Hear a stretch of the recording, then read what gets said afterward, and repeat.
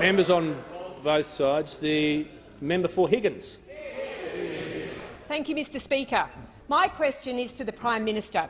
Will the Prime Minister inform the House how the Morrison government is on the side of Australian families by acting to shut down online child exploitation?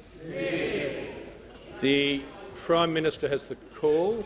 Well, thank you, Mr Speaker, and I thank the member for Higgins for that question. We are on the Australian side of Australians, as the member for Higgins is, and I congratulate her on her first speech in this place, Mr Speaker. We're on the side of Australians on a whole range of issues. On the side of Australians who want to keep more of what they earn. We're on the side of Australians, Mr Speaker, in rural and regional Australia who wanted their drought fund and who wanted to ensure that their roads are safer, and our $100 billion worth of infrastructure is investing in a whole range of projects, including keeping our rural and regional roads safer.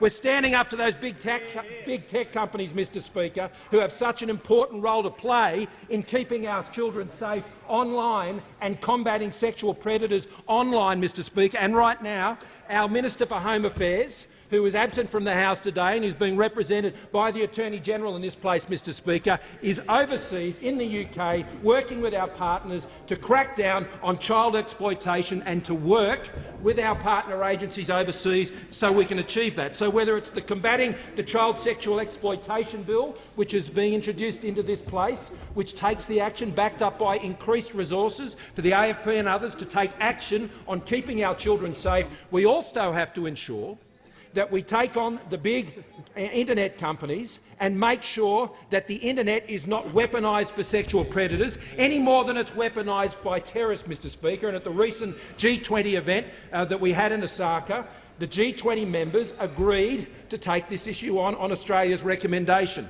and that work continues. That work continues here in this country as a result of acting on our task force report, as it does working with other jurisdictions to make sure we crack down on them. But, Mr Speaker, our government is committed to the Australian people and taking on the issues that they are focused on. And they are focused on trying to keep their children safe, whether it's online or in the physical world. They do want to keep more of what they earn. They do want to have access through a stronger economy to more affordable medicines. They do want to get the best deal out of their energy companies and make sure that this parliament keeps those energy companies to account with the legislation that will come before this House that the Labor Party opposes, Mr Speaker. And they want to be kept on their side, Mr Speaker, their workplaces, and not have them disrupted by militant unionists and having their workers' entitlement funds siphoned off by unions, Mr Speaker, and taken off to any which other form of expense they would have it.